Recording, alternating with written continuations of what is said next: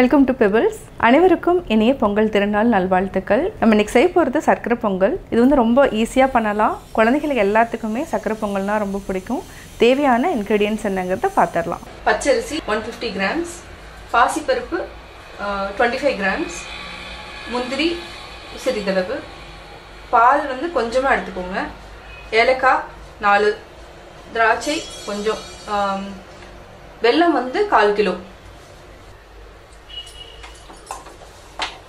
இப்போ ஸ்டார்ட் பண்ணுறதுக்கு முன்னாடி பாசிப்பருப்பை வந்து நம்ம வந்து லைட்டாக வறுத்துக்கணும். ரொம்ப வேண்டியதில்லை, லைட்டாக, ஏன்னா பச்சை வாசம் இருக்காமல் இருக்கிறது, அடிக்காமல் இருக்கணும், பச்சை வாசம் இருக்கக்கூடாது இதில். ஸோ அதனால லைட்டாக வறுத்துக்கிறோம்.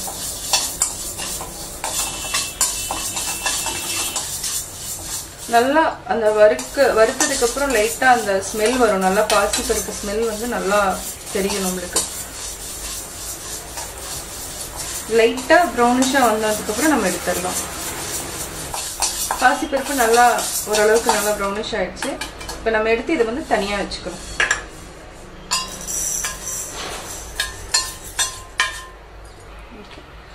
இப்போ நம்ம ஆல்ரெடி நம்ம எடுத்து வச்சிருக்கிற ரைஸில் கொஞ்சம் ஊற்றிட்டு ஒரு 10 மினிட்ஸ் வந்து ஊற வைக்கணும்.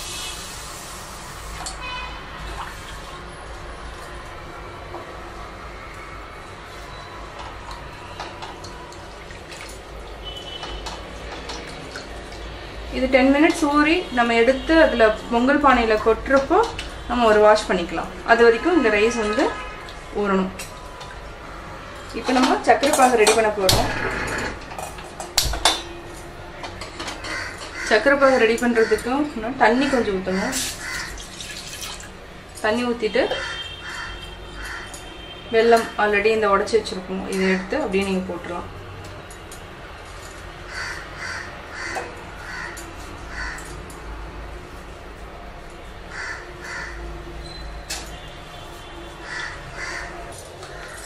இப்போ பாகு வந்து ரெடி ஆயிடுச்சு, ஆஃப் பண்ணிடலாம். இது வந்து பாகு ஏன் காய்ச்சிரோன்னா, பாகு வந்து நிறைய பேர் காய்ச்ச மாட்டாங்க, அப்படியே போட்டுருவாங்க. பாகு காய்ச்சறதுனால என்ன பயன்னா அடியில் நிறையா மண் இருக்கும், அதுக்காக தான் நம்ம பாகு காய்ச்சிரோம். இல்லைனா வந்து பாகு காய்ச்ச வேண்டியதில்லை. பொங்கல் பானை வச்சதுக்கப்புறம் நம்ம வந்து பெரியவங்களாம் வந்து குங்குமம் இது வச்சுட்டு ஸ்டார்ட் பண்ண சொல்லுவாங்க.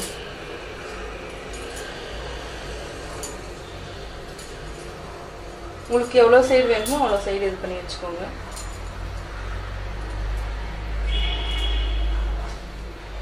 இது வந்து நம்மளுடைய வழக்கம்.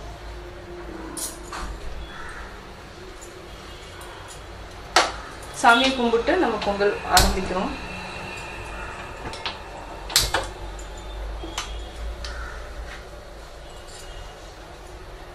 அதாவது என்னன்னா, பொங்கல் பானைக்கு முழுமையா தண்ணி ஊற்றணும். ஃபுல்லா அந்த பொங்கல் பானை வழியே தண்ணி ஊற்றணும்.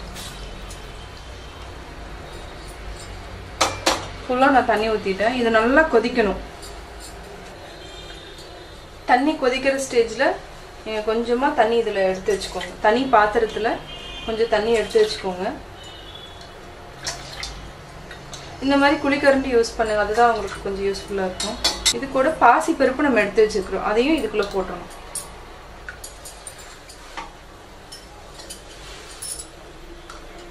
பாசிப்பருப்பு நல்லா, அது கொஞ்சம் பாசிப்பருப்பு வந்து நல்லா வேகணுங்கிறதுனால நம்ம ஃபர்ஸ்டே பாசிப்பருப்பு போட்டோம்.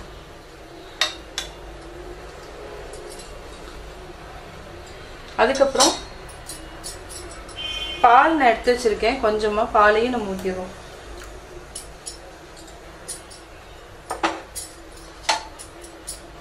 இது நல்லா மிக்ஸ் ஆகும். நல்லா கொதிச்சு வரப்போ நம்ம அரிசி போடணும்.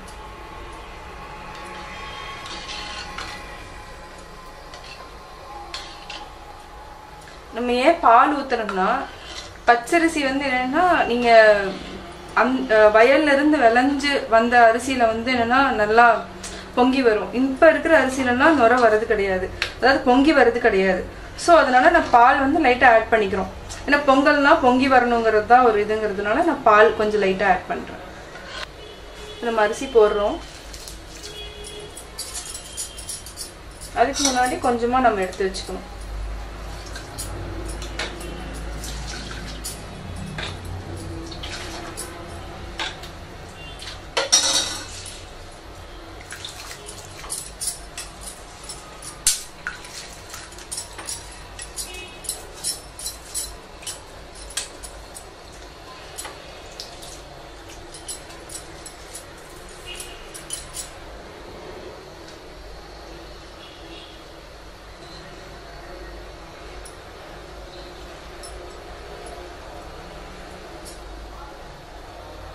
நம்ம பொங்கல் செய்கிறப்ப என்னன்னா எப்போவுமே என்னென்னா முழுசாக தண்ணி இருக்கணும், கம்மியாக இருக்கக்கூடாது. இப்போ பொங்கி வர போகுது. பொங்கி வந்த உடனே நம்ம வந்து லோ ஃப்ளேம் பண்ணிக்கணும்.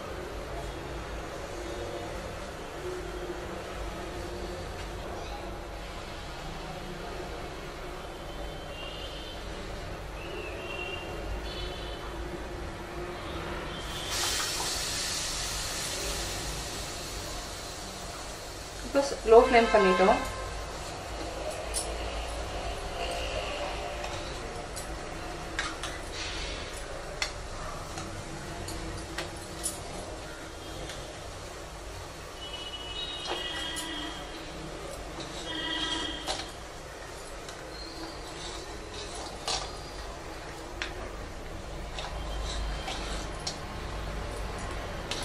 அரிசியும் பருப்பும் வெந்துட்டு இருக்கு நல்லா. பொங்கல் வந்து கொதிச்சுட்டு இருக்கு. ஆனால் நம்ம சிம்ல தான் வச்சிருக்கோம், மெதுவாக தான் ஆகணும். அரிசியும் பருப்பு நல்லா வெந்ததுக்கு அப்புறம் நம்ம வந்து சர்க்கரை பாகு ரெடி பண்ணி வச்சிருக்கிறத ஊற்றணும்.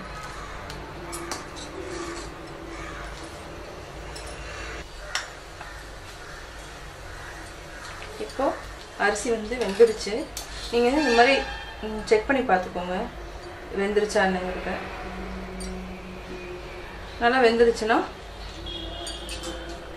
தண்ணி பதத்திலேயே ஆல்ரெடி நம்ம வந்து சர்க்கரை பாகு காய்ச்சி வச்சிருக்கோம், அதை கொஞ்சம் கொஞ்சமா நீங்க ஊற்றணும்.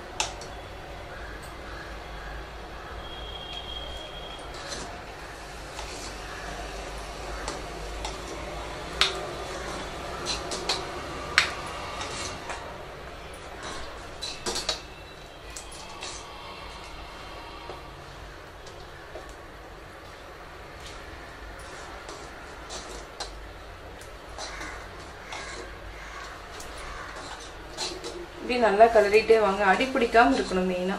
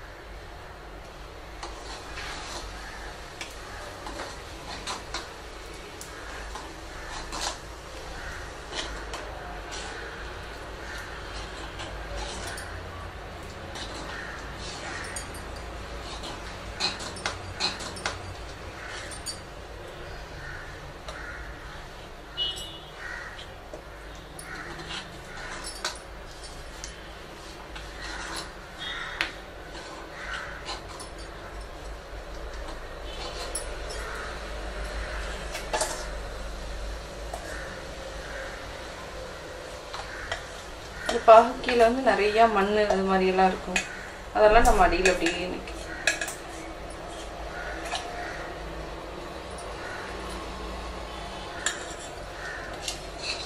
இது ஒரு 5 to 10 minutes வந்து ஸ்லோவாக விட்டுட்டிங்கன்னா பொங்கல் வந்து ரெடி ஆயிடும். பொங்கல் வந்து கொதிச்சிட்டுருக்கு. இப்போ என்னென்னா ஏலக்காய் வந்து பொடி பண்ணி வச்சுருக்கேன் நான், இதை எடுத்து நம்ம அதுக்குள்ளே போட்டுருணும், பொங்கலுக்குள்ளே போட்டுருணும். ஏலக்காய் வந்து நல்லா ஸ்மெல் நல்லாயிருக்கும், சூப்பராக இருக்கும்.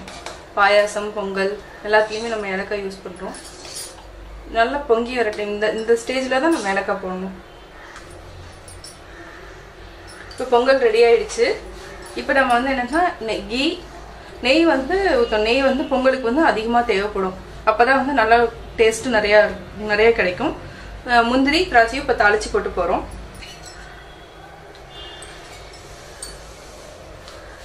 ஒரு சின்ன கடாய் இருந்துச்சுன்னா கடாய் எடுத்துக்கோங்க, காஞ்சிட்ருக்கு.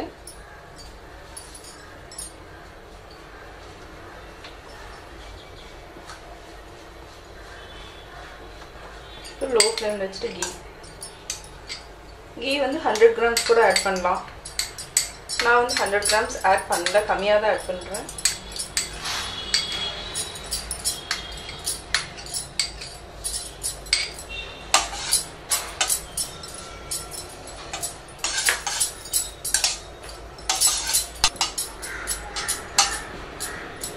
கீ வந்து ஆக்சுவலாக வந்து பசுமாட்டு நெய்யாக யூஸ் பண்ணுங்க மேக்ஸிமம்.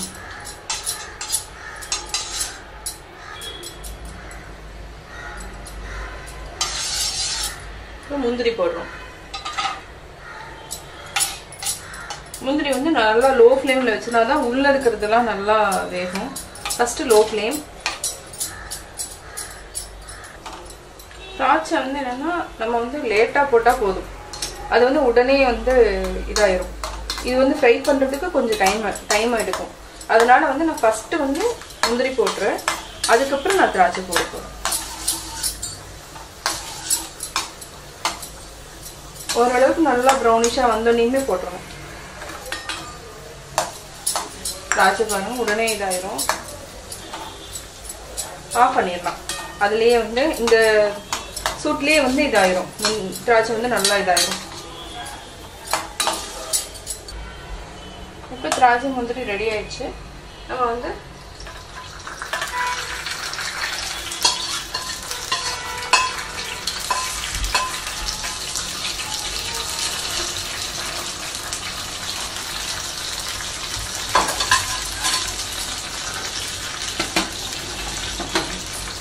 நல்லா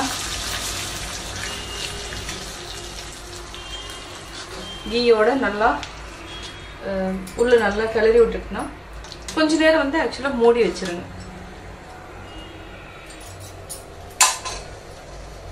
பொங்கல் வந்து எப்படின்னா இந்த ஸ்டேஜில் இருந்துச்சுன்னா தான் நீங்கள் ஒரு 1/2 hour 1 hour எடுக்கிறப்ப சாப்பிட்ற மாதிரி இருக்கும். ஸோ அதனால நீங்கள் வந்து என்னென்னா லிக்யூடாக ஒரு மாதிரி வர மாதிரி பண்ணிக்கோங்க பொங்கல். அப்போ தான் வந்து சாப்பிட்றதுக்கு வந்து அப்படியே ஸ்வீட் பொங்கல் சூப்பராக இருக்கும்.